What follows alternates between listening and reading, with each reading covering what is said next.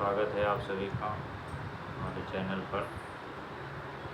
आज हम इस वीडियो के माध्यम से गणेश चतुर्थी के विषय में वार्ता करेंगे कि इस बार जो है गणेश चतुर्थी को लेकर के थोड़ी दुविधा है, संदेह है कि किस तारीख को करना चाहिए, क्योंकि चतुर्थी का जो संयोग है वो 2 दिन पड़ रहा है। अब 2 दिन में स्थिति ये होती है कि आम लोगों के लिए, आम भक्तों के लिए किस दिन मनाना उचित रहेगा, किस दिन मनाना शास्त्र सम्मत रहेगा। तो सबसे पहली चीज़, तो सबसे पहला बिंदु जो है यही है कि किस दिन मनाना उचित रहेगा। और इसके अलावा गणेश चतुर्थी का व्रत किस लिए किया जाता है, किस देवता को समर्पित है और उसका विधान क्या है, कैसे करना चाहिए, तो बहुत सारी चीज़ें हैं। तो सर्वप्रथम हम इस चीज़ पे दृष्टि डालते हैं कि इस बार जो गणेश चतुर्थी का जो संयोग पड़ेगा वो पड़ेगा 2 दिन, 18 सितंबर और 19 सितंबर। तो 18 सितंबर को चूँकि उदय व्यापिनी होने के नाते तृतीया तिथि है, तो इसलिए 18 तारीख को हरितालिका का व्रत हो। और चंद्रोदय व्यापिनी चतुर्थी के होने की वजह से गणेश चतुर्थी भी 18 तारीख को ही करना शास्त्र सम्मत होगा, क्योंकि चंद्रमा को अर्घ्य दिया जाता है, चंद्रमा की पूजा की जाती है, चंद्रमा के उदय होने पर व्रत का समापन किया जाता है, उनकी पूजा करके उसका व्रत का समापन चंद्रमा का किया जाता है। तो 18 तारीख को दोपहर 12:40 पर चतुर्थी तिथि प्रारंभ हो जाएगी और मध्याह्न व्यापिनी और चंद्रोदय व्यापिनी, रात्रि व्यापिनी होने की वजह से और 19 तारीख को करीब 1:45 बजे दोपहर में चतुर्थी तिथि समाप्त हो जाएगी। तो अगर चंद्रोदय व्यापिनी सिद्धांत को ग्रहण किया जाए तो शास्त्र की दृष्टिकोण में, शास्त्र की निगाह में 18 सितंबर को ही गणेश चतुर्थी का व्रत करना, मतलब गणेश जी का उत्सव मनाना, गणेश चतुर्थी का व्रत करना उचित होगा। लेकिन कुछ जगह, खास करके महाराष्ट्र में जहाँ से इस प्रथा का प्रचलन हुआ, तो वहाँ पर चूँकि सूर्योदय व्यापिनी सिद्धांत को ग्रहण करते हैं, तो इसलिए वहाँ पर 19 तारीख को होगा। लेकिन ज़्यादातर अन्य प्रांतों में, कई प्रांतों में, अधिकतर प्रांतों में 18 तारीख को ही किया जाएगा। गणेश चतुर्थी वैसे तो 12 महीने चतुर्थी तिथि आती है और चतुर्थी तिथि भगवान गणेश जी का जन्म माना जाता है कि इस दिन गणेश जी का जन्म हुआ था। लेकिन उसमें भी 3-4 चतुर्थियाँ बहुत ही खास हैं। जैसे भाद्रपद मास के शुक्ल पक्ष की चतुर्थी, इस दिन भगवान का जन्म हुआ था, विशेष रूप से मनाया जाता है।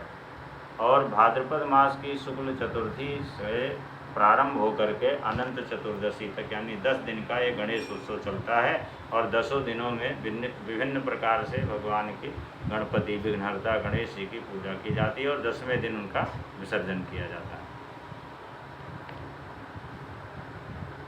और दूसरी बात, इस चतुर्थी के पीछे एक और बहुत बड़ी चीज़ है, जो शास्त्र की कथा है कि इस चतुर्थी को कलंक चतुर्थी भी कहा जाता है।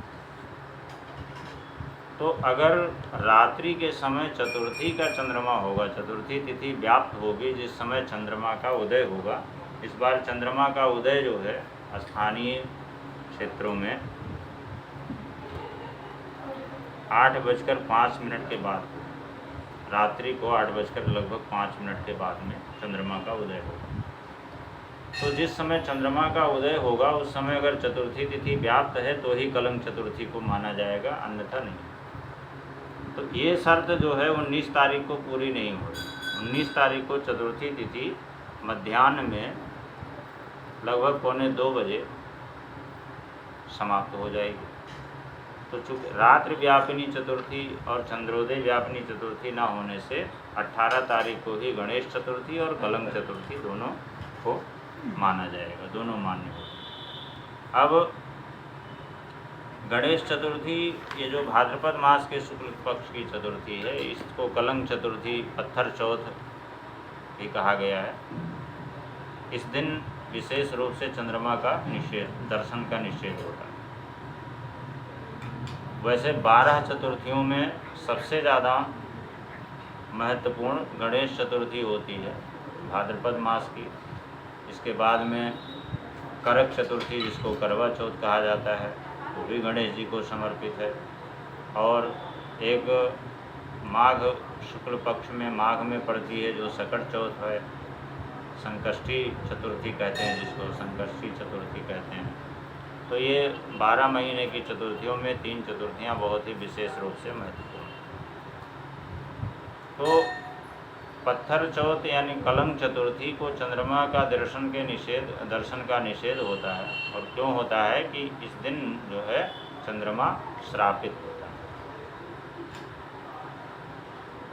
चंद्रमा को श्री भगवान गणेश जी ने ही श्राप दिया था कि भाद्रपद मास के शुक्ल पक्ष की चतुर्थी तिथि को जो तुम्हारा दर्शन करेगा उसे कलंक का भागी, वृथा कलंक का भागी बनना पड़ेगा।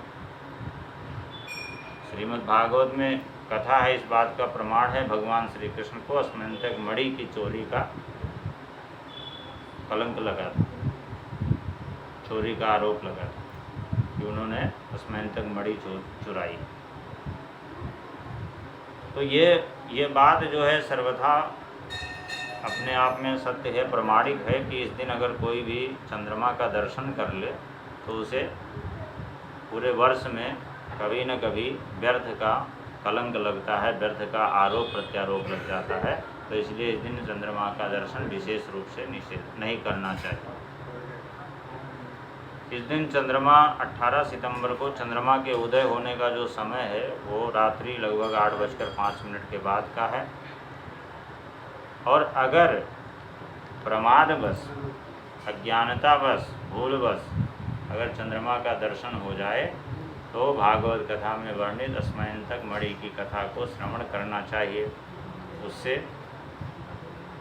दोष दूर हो जाता है, कलंक का भागी नहीं बनना पड़ता है।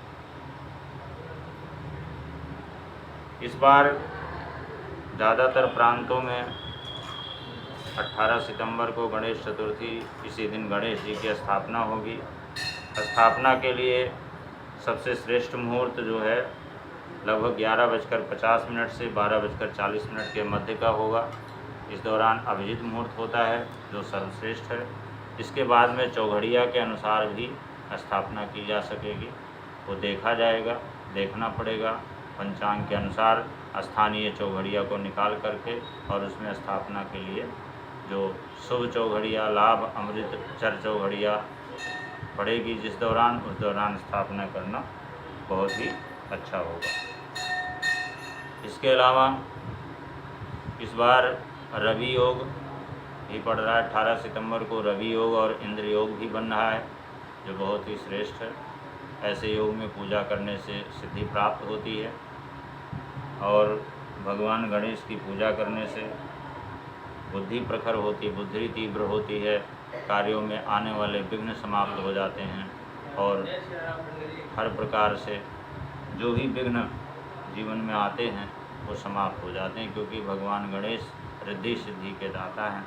और इसके अलावा घरों में जो स्थापना करते हैं, अब तो लोग अपनी सुविधानुसार करते हैं, कोई 3 दिन का करता है, कोई 5 दिन का, कोई 7 दिन का, कोई 9 दिन का करता है। वास्तव में ये जो पर्व है, ये जो उत्सव है, ये 10 दिन चलता है, चतुर्थी से चतुर्दशी पर्यंत। अनंत चतुर्दशी के दिन इनका विसर्जन किया जाता है और इस अलग अलग दिनों में प्रथम दिन से प्रारंभ करके 10वें दिन तक अलग अलग भगवान की विशेष रूप से पूजा करने का विधान भी दिया गया है। कि उस अनुसार से उनकी पूजा करना चाहिए। विद्यार्थी वर्ग के लिए ये गणेश जी का पूजन बहुत ही श्रेष्ठ होता है। इसके अलावा किसी प्रकार के कार्य में अगर विघ्न हो रहा हो, कार्य नहीं बन पा रहा हो, तो वो 10 दिन भगवान गणेश जी की पूजा अर्चना करे, यथासंभव उनको उनके प्रिय द्रव्यों से उनका भोग लगाए और आरती करे, स्तोत्रों का पाठ करे, गणेश स्तोत्र का पाठ करे, गणपति अथर्वशीष का पाठ करे। विशेष रूप से गणपति अथर्वशीष का पाठ करने से सभी प्रकार की कामनाओं की पूर्ति होती है। अब आगे जो है स्थापना के विषय में दूसरी वीडियो में और विस्तार रूप से बताया जाएगा। इस वीडियो में केवल इतना ही, और अगर इस संबंध में कोई जानकारी या कोई संदेह हो तो दिए हुए नंबर पर संपर्क करके उस संदेह को दूर कर सकते हैं, विस्तृत जानकारी ले सकते हैं। बहुत बहुत धन्यवाद।